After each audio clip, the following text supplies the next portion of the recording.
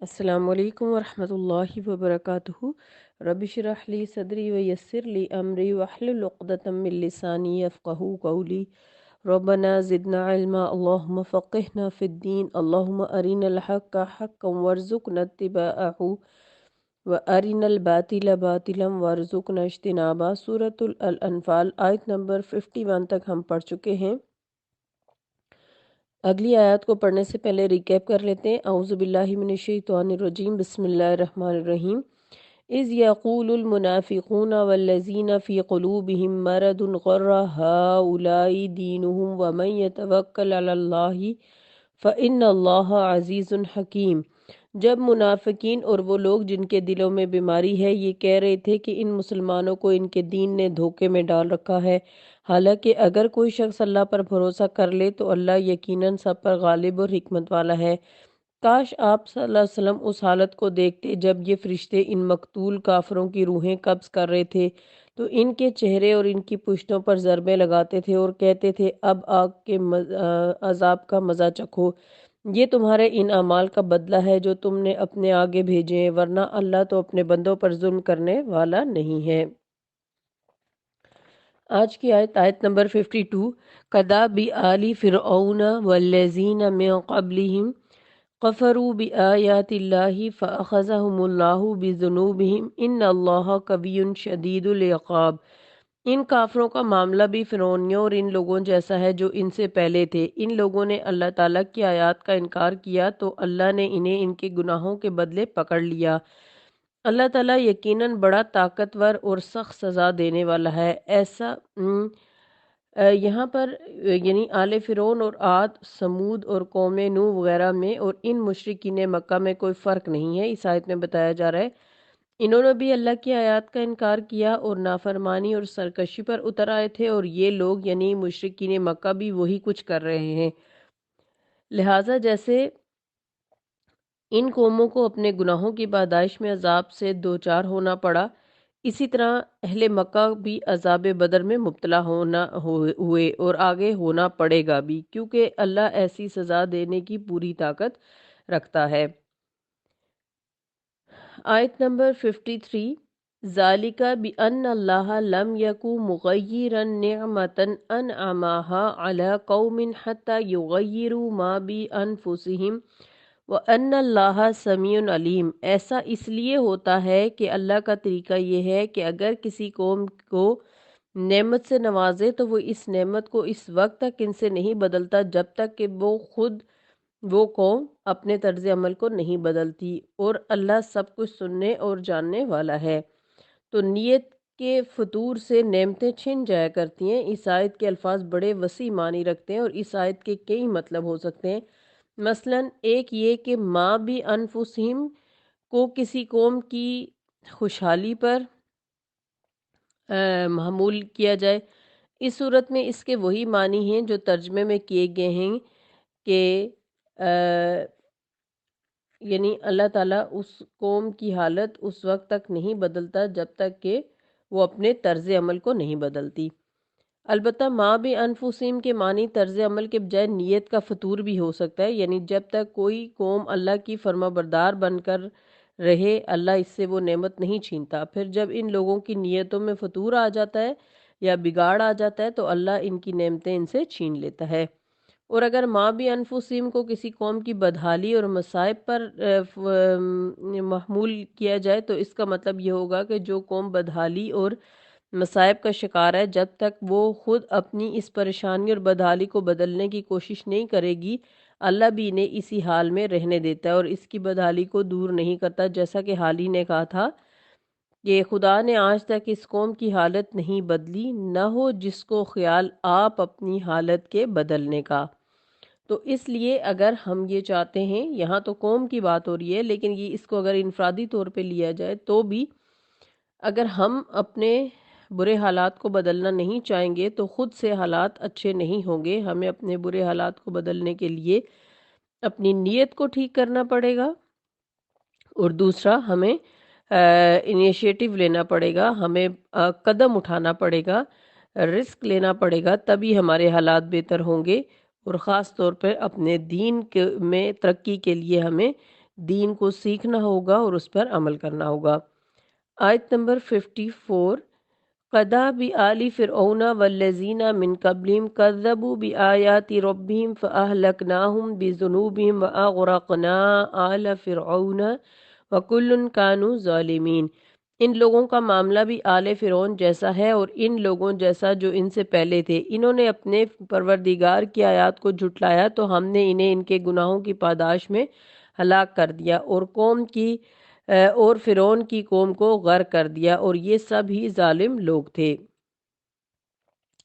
تو اس آیت میں بھی دوبارہ پہلی آیت کی طرح والی بات بتائی گئی کہ ان لوگوں کا معاملہ بھی آل فرعون جیسا ہے، ان لوگوں جیسا جو ان سے پہلے تھے، یعنی پہلی قومیں عاد، سمود وغیرہ، کہ انہوں نے اپنے پروردگار کی آیات کو جھٹلایا تو ان کی گناہوں کی پاداش میں اللہ تعالیٰ نے انہیں ہلاک کر دیا۔ یعنی ان کفار مکہ سے پہلے ہم نے آل فرعون پر اور بہت سی دوسری اقوام پر انعامات کی بارش کی تھی، لیکن انہوں نے ان انعامات کی ناقدری کی، ان کی نیتوں میں فتور آ گیا۔ اللہ تعالیٰ کا شکر ادا کرنے اور اس کی فرما برداری کرنے کے بجائے وہ اس کی نافرمانی اور سرکشی پر اتر آئے تھے، لہٰذا ہم نے انہیں ان کے گناہوں کی پاداش میں تباہ و برباد کر ڈالا، اور آل فرعون کو تو سمندر میں ڈبو کر ان کا نام و نشان تک مٹا ڈالا۔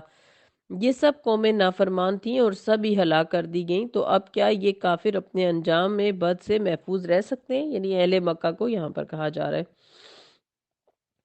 آیت نمبر 55، اِنَّ شَرَّ الدَّوَابِ عِندَ اللَّهِ الَّذِينَ كَفَرُوا فَهُمْ لَا يُؤْمِنُونَ۔ اللہ کے ہاں بدترین جانور وہ لوگ ہیں جنہوں نے حق کا انکار کر دیا پھر وہ ایمان لانے پر تیار نہیں ہوئے۔ تو اس آیت میں بتایا جا رہا ہے کہ بدترین مخلوق کون ہے، یعنی بدترین اس لحاظ سے کہ انہیں عقل اور تمیز کی قوت بخشی گئی ہے جو عام جانوروں کو نہیں دی گئی۔ پھر اگر یہ لوگ ان قوتوں کے باوجود حق کو سمجھنے یا دیکھنے یا سننے کی زحمت ہی نہیں گوارا کریں اور نہ حق پر ایمان لانے پر آمادہ ہوں تو یہ عام جانوروں سے بھی بدتر ہیں، یعنی جانوروں سے بھی یہ گزرے ہیں۔ آیت نمبر 56، الذین عاہدت منہم ثم ینقضون عہدہم فی کل مرۃ وہم لا یتقون۔ وہ لوگ جو آپ صلی اللہ علیہ وسلم وہ لوگ جن سے آپ صلی اللہ علیہ وسلم نے عہد کیا پھر وہ ہر بار ہی اپنے عہد کو توڑ دیتے ہیں اور اللہ سے ڈرتے نہیں ہیں۔ یہاں پر میثاق مدینہ کی دفعات اور یہودی قبائل کا باری باری تسلیم کرتے جانا بتایا جا رہا ہے۔ انہی بدترین جانوروں میں سے بالخصوص وہ لوگ بھی شامل ہیں جو اپنے عہد کو ہر بار توڑتے رہتے ہیں۔ یہاں ان لوگوں سے مراد مدینہ کے یہود ہیں۔ جب رسول اللہ صلی اللہ علیہ وسلم مدینہ تشریف لائے تو آپ صلی اللہ علیہ وسلم نے مدینہ کے یہود اور دوسرے مشرک قبائل سے معاہدات کی داغ بیل ڈالی جو بعد میں میثاق مدینہ کے نام سے مشہور ہوئی۔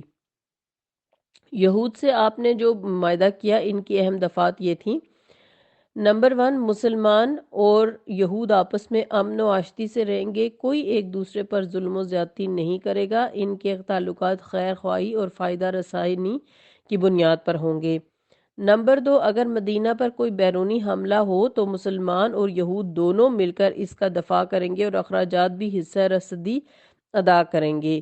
نمبر 3، یہود اپنے جھگڑوں کا اپنی شریعت کے مطابق خود ہی فیصلہ کریں گے، ہاں اگر وہ چاہیں تو اپنے مقدمات رسول اللہ صلی اللہ علیہ وسلم کے پاس فیصلے کے لیے لا سکتے ہیں، اس صورت میں آپ صلی اللہ علیہ وسلم کا کیا ہوا فیصلہ ان پر نافذ العمل ہوگا۔ نمبر 4، قریش اور ان کے مددگاروں کو پناہ نہیں دی جائے گی۔ نمبر 5، کوئی آدمی اپنے حلیف کی وجہ سے مجرم نہیں ٹھہرے گا، حلیف یعنی جن قبائل کے ساتھ معاہدہ کیا گیا ہو۔ نمبر 6، اس معاہدے کے سارے شرکا پر مدینہ میں ہنگامہ آرائی اور کشت و خون حرام ہوگا۔ نمبر 7، اس معاہدے کے فریقوں میں اگر کوئی جھگڑا ہو جائے تو اس کا فیصلہ رسول اللہ صلی اللہ علیہ وسلم کریں گے۔ مدینہ میں یہود کے 3 قبائل آباد تھے، ان تینوں نے اس معاہدے کو باری باری تسلیم کر لیا لیکن اپنی موروثی عادات کے مطابق بارہا اس معاہدے کی خلاف ورزیاں بھی کیں۔ انہوں نے اوس اور خزرج کے درمیان دوبارہ عداوت ڈالنے کی کوشش کی، منافقوں کے ساتھ مل کر خفیہ اور ماندانہ سرگرمیوں میں مصروف بھی رہے۔ ایک مسلمان عورت بنو قینقاع کے بازار میں ایک سنار کے ہاں گئی تو اسے ان لوگوں نے عذرائے شرارت ننگا کر دیا جس پر فریقین میں بلوا ہو گیا۔ غزوہ بدر کے بعد کعب بن اشرف خود مکہ گیا اور مشرکین مکہ کو مسلمانوں کے خلاف جنگ پر بھڑکایا۔ ایک دفعہ یہود نے آپ صلی اللہ علیہ وسلم کو چھت سے پتھر گرا کر ہلاک کرنا چاہا۔ جنگ خیبر کے موقع پر آپ صلی اللہ علیہ وسلم کو دعوت میں بکری کا زہر ملا ہوا گوشت کھلانے کی کوشش کی۔ غرض ان کی بدعہدیاں اور عہد شکنیاں اور ماندانہ سرگرمیاں اتنی زیادہ ہیں جن کا بیان یہاں پر ممکن نہیں ہے۔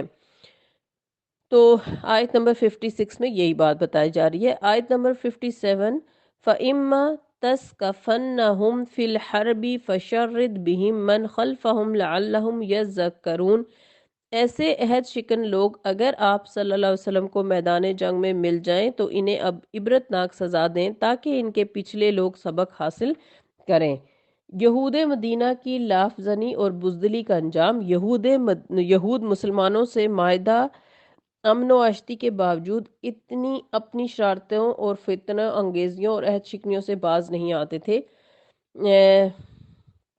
ہر وقت بڑی بڑی باتیں بولنا اور شیخیاں بگاڑنے میں بڑے ماہر تھے، مگر بزدل انتہا درجے کے تھے۔ غزوہ بدر کے بعد رسول اللہ صلی اللہ علیہ وسلم ان کے بازار واقعہ محلہ بنو قینقاع میں تشریف لے گئے اور یہود کو جمع کر کے انہیں ان کی ایسی شرانگیز حرکتوں پر آر دلائی اور فرمایا کہ ایسے کاموں سے باز آ جاؤ اور اسلام قبول کر لو تو تمہارے حق میں بہتر رہے گا، ورنہ تمہیں بھی ایسی ہی مار پڑے گی جیسی قریش مکہ کو پڑ چکی ہے۔ اس دعوت کا انہوں نے انتہائی توہین آمیز جواب دیا اور کہنے لگے تمہارا سابقہ قریش کے اناڑی لوگوں سے پڑا تھا اور تم نے میدان مار لیا، ہم سے پالا پڑا تو آٹے دال کا باؤ معلوم ہو جائے گا۔ ان کا یہ جواب دراصل معاہدہ امن کو توڑنے اور اعلان جنگ کے مترادف تھا، تاہم آپ صلی اللہ علیہ وسلم نے صبر سے کام لیا۔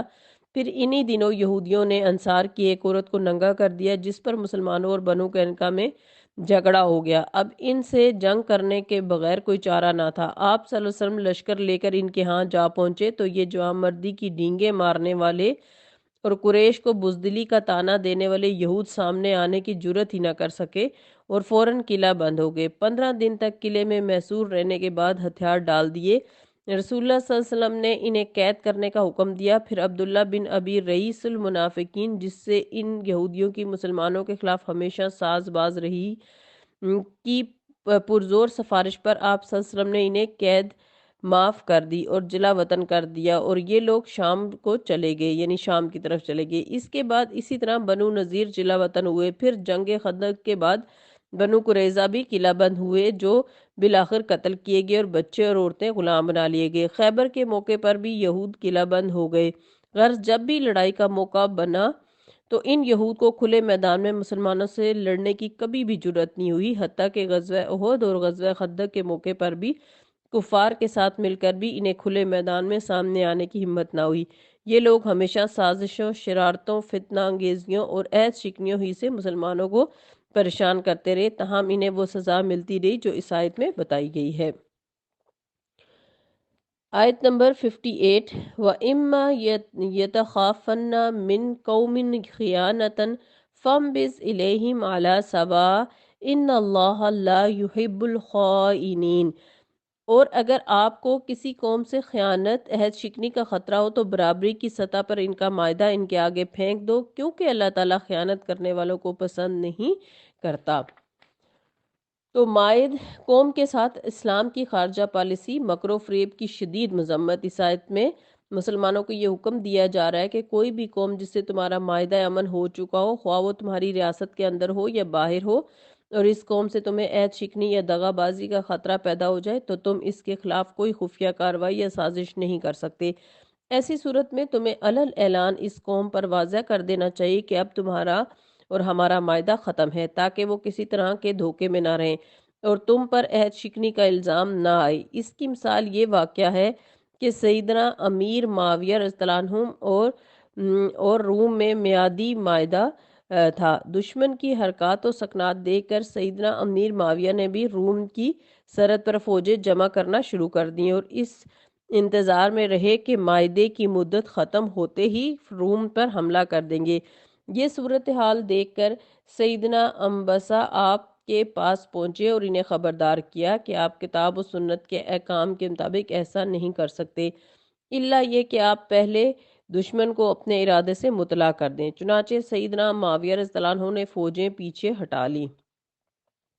دشمن کی بدعہدی کو اعلان جنگ سمجھا جائے۔ البتہ اگر معاہدے کی خلاف ورزی فریق ثانی کی طرف سے ہو تو پھر ایسے اعلان کی ضرورت نہیں، فریق ثانی کی بدعہدی ہی کو اعلان جنگ سمجھا جائے گا۔ اس کی مثال یہ واقعہ ہے کہ صلح حدیبیہ کی روح سے مسلمانوں اور کفار مکہ میں میعادی معاہدہ امن ہوا۔ بنو بکر مشرکین مکہ کے حلیف تھے اور بنو خزاع مسلمانوں کے۔ قریش مکہ نے بنو بکر کی حمایت کرتے ہوئے اعلانیہ بنو خزاع کی خوب پٹائی کی اور بنو خزاع کے چند آدمی فریادی بن کر مدینہ پہنچے اور اس عہد شکنی کا اعتراف قریش کو بھی تھا، کیونکہ اس کے بعد ابو سفیان تجدید عہد کے لیے مدینہ پہنچا، لیکن اس کی اس درخواست کو آپ صلی اللہ علیہ وسلم نے قبول نہیں کیا اور بالآخر قریش کی یہی عہد شکنی اور غداری مکہ پر چڑھائی اور فتح مکہ کا سبب بنی۔ تو اس سے یہ پتہ چلتا ہے آج کی آیات سے کہ کس طرح یہود جو ہے وہ مکاریوں اور فریب کاریوں سے مسلمانوں کے خلاف برسر پیکار رہے اور ان کی سازشوں میں مشرکین مکہ بھی شامل ہوتے رہے اور ہمیشہ رسول اللہ اور اسلام کے خلاف جو ہے وہ اپنی کاروائیاں کرتے رہے، جس کی وجہ سے پھر انہیں اللہ تعالیٰ کی طرف سے سزا بھی ملتی رہی۔ اور یہود آج جو ہے وہ مسلمانوں کے خلاف انہی سازشوں کے ذریعے سے جو ہے وہ مسلمانوں کے اوپر حاوی ہیں، اور آپ دیکھ سکتے ہیں کہ اس وقت پوری دنیا میں انہوں نے کس طرح اکانومی میں اور میڈیا پہ قبضہ کر رکھا ہے اور اس کے ذریعے سے وہ اسلام کے خلاف دشمنیاں نبھا رہے ہیں، لیکن مسلمان یا امت مسلمہ جو ہے وہ ان کے خلاف اس طرح سے برسر پیکار نہیں ہے جیسے آپ صلی اللہ علیہ وسلم اور آپ کے صحابہ نے اس دور کے یہودیوں کے ساتھ مقابلہ کیا تھا۔ تو ضرورت اس امر کی ہے کہ امت مسلمہ دین اسلام کو سمجھے، قرآن پاک کو پڑھے، اس پر عمل کرے اور اپنی جو اصل ذمہ داری امامت کی اللہ تعالیٰ نے انہیں سونپی ہے اس کو نبھائے۔ اور اس کے لیے ضروری ہے کہ ہم خاص طور پر جو آج کی مائیں ہیں وہ قرآن کو سمجھ کر اپنی نسلوں کو قرآن کے مطابق تربیت دیں اور امت مسلمہ کا ایک مضبوط فرد بنائیں جو کہ اسلام کے دشمنوں کو نیست و نابود کرنے کے لیے برسر پیکار ہو سکے۔ اللہ تعالی ہم سب کو توفیق دے کہ ہم اپنا کردار بہتر طریقے سے ادا کرتے رہیں جب تک ہم اس دنیا میں ہیں، اور اسی کردار کو ادا کرتے ہوئے ہم دنیا سے جائیں۔ اللہ تعالی ہمیں کلمے کے مطابق زندگی گزارنے کی توفیق دے اور کلمے کے مطابق اس دنیا سے لے کے جائے، آمین۔ سبحانک اللہم وبحمدک، نشہد ان لا الہ الا انت، نستغفرک ونتوب الیک۔ سبحان ربک رب العزت عما یصفون وسلام علی المرسلین والحمد للہ رب العالمین، آمین۔ السلام علیکم ورحمۃ اللہ وبرکاتہ۔